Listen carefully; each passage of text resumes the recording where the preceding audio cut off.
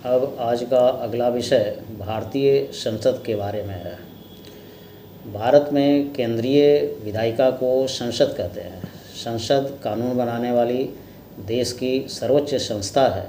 इसके द्वारा पारित कानून पूरे देश में लागू होते हैं। भारतीय संसद के 3 अंग हैं: राष्ट्रपति, लोकसभा तथा राज्यसभा। राष्ट्रपति को भी संसद का हिस्सा माना जाता है क्योंकि राष्ट्रपति संसद का सत्र बुलाता है, स्थगित करता है तथा समय से पूर्व लोकसभा को भंग भी कर सकता है। संसद द्वारा पारित कोई भी विधेयक राष्ट्रपति की स्वीकृति के बाद ही अधिनियम यानी एक्ट बनता है और पूरे देश में लागू होता है। संसद के सत्र न चलने की स्थिति में कानून की आवश्यकता पड़ने पर राष्ट्रपति अध्यादेश ऑर्डिनेंस भी जारी कर सकता है। संसद के 2 सदन हैं: प्रथम एवं निम्न सदन लोकसभा तथा द्वितीय एवं उच्च सदन राज्यसभा। लोकसभा प्रथम सदन इसलिए है क्योंकि यह राज्यसभा की तुलना में शक्तिशाली है। राज्यसभा उच्च सदन है क्योंकि इसे बुद्धिजीवियों के सदन के रूप में स्थापित किया गया है। सदस्यों की संख्या तथा चुनाव। राज्यसभा के सदस्यों की अधिकतम संख्या 250 250 हो सकती है। 238 सदस्य 238 सदस्य का चुनाव राज्यों के विधानसभा के निर्वाचित सदस्य करते हैं। 12 सदस्यों का मनोनयन राष्ट्रपति के द्वारा होता है जो कला, साहित्य, विज्ञान एवं समाज सेवा में विशिष्टता हासिल किए हुए हों। राज्यसभा में वर्तमान में कुल 245 245 सदस्य हैं। 233 233 निर्वाचित तथा 12 मनोनीत। राज्यसभा एक अस्थायी सदन है।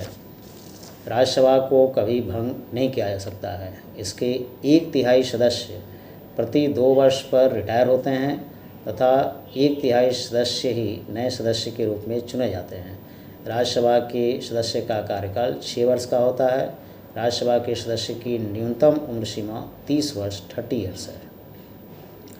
लोकसभा के सदस्यों का चुनाव प्रत्यक्ष रूप से जनता के द्वारा होता है। लोकसभा के सदस्यों की अधिकतम संख्या 550 550 हो सकती है। 530 राज्यों से और 20 केंद्र शासित क्षेत्रों से।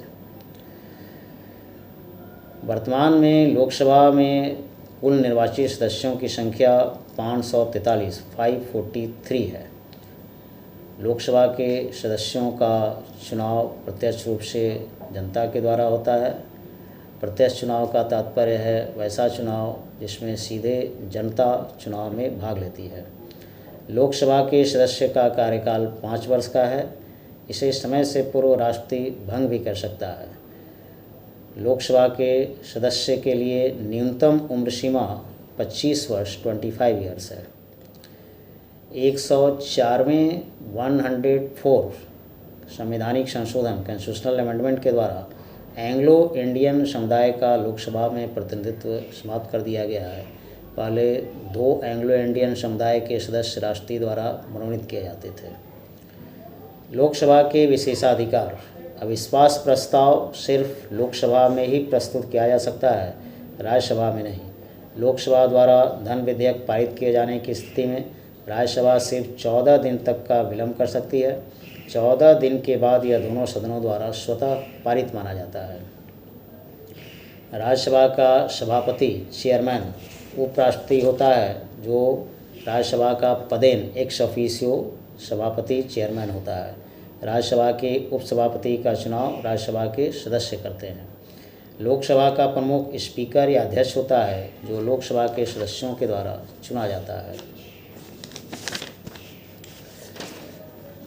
लोकसभा में सर्वाधिक प्रतिनिधित्व वाला राज्य उत्तर प्रदेश है, जहां से लोकसभा में 80 प्रतिनिधि चुने जाते हैं। लोकसभा में सबसे कम प्रतिनिधित्व वाला राज्य नागालैंड, सिक्किम, मिजोरम तीनों राज्य हैं, जहां से सिर्फ 1 प्रतिनिधि चुने जाते हैं। राज्यसभा में भी सर्वाधिक प्रतिनिधित्व वाला राज्य उत्तर प्रदेश है, जहां से 31 सदस्य राज्यसभा में चुने जाते हैं। संसद के अधिकार। पहला, विधायी। संसद कानून बनाने वाली देश की सर्वोच्च संस्था है। इसे संघ सूची में वर्णित विषयों में कानून बनाने का अधिकार है। समवर्ती सूची में संसद एवं राज्य दोनों को कानून बनाने का अधिकार है, परंतु मतभेद की स्थिति में संसद द्वारा पारित कानून मान्य होता है। अवशिष्ट सूची में कानून बनाने का अधिकार सिर्फ संसद को है। साधारण विधेयक संसद के किसी भी सदन में प्रस्तुत किए जा सकते हैं। दोनों सदनों द्वारा पारित होने के बाद राष्ट्रपति के पास स्वीकृति के लिए भेजा जाता है। राष्ट्रपति की स्वीकृति के बाद वह अधिनियम बनता है और देश में लागू होता है।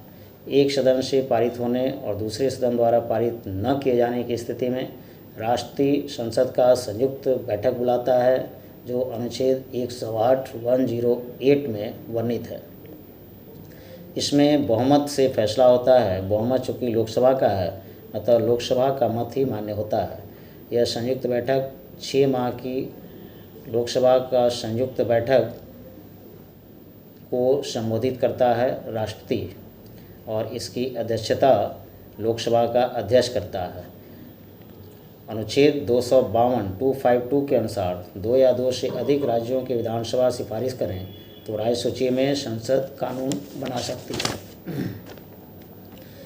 अनुच्छेद 253(253) के अनुसार अंतर्राष्ट्रीय समझौते लागू करने के संबंध में अनुच्छेद 250 के अनुसार राष्ट्रीय संकट या राज्य में संवैधानिक तंत्र की विफलता की स्थिति में भी राज्य सूची के विषय में कानून बनाने का अधिकार संसद को है।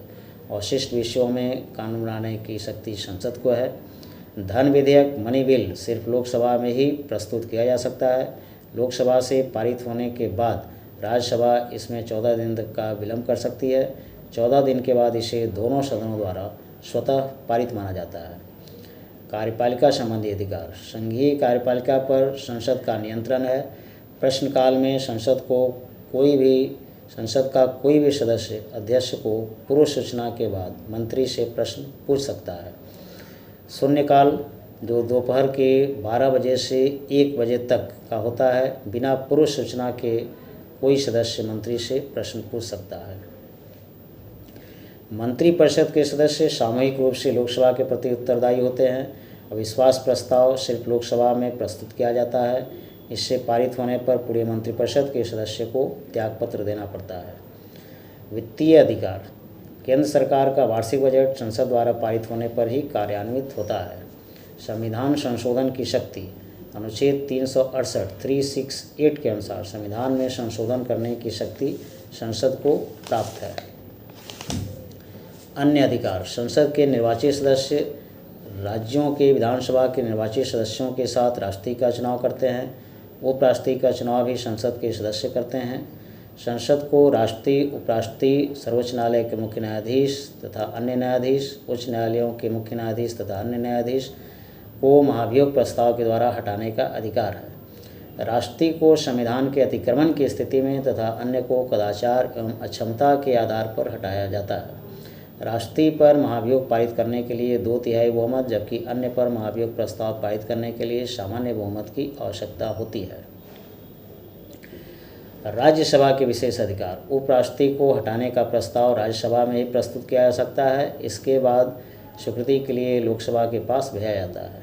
अनुच्छेद 249 के अनुसार राज्य सूची के कोई विषय राष्ट्रीय महत्व का घोषित किए जाने का प्रस्ताव राज्यसभा में ही प्रस्तुत किया जा सकता है। इसके बाद संबंधी राज्य सूची के विषय पर कानून बनाने का अधिकार संसद को प्राप्त हो जाता है।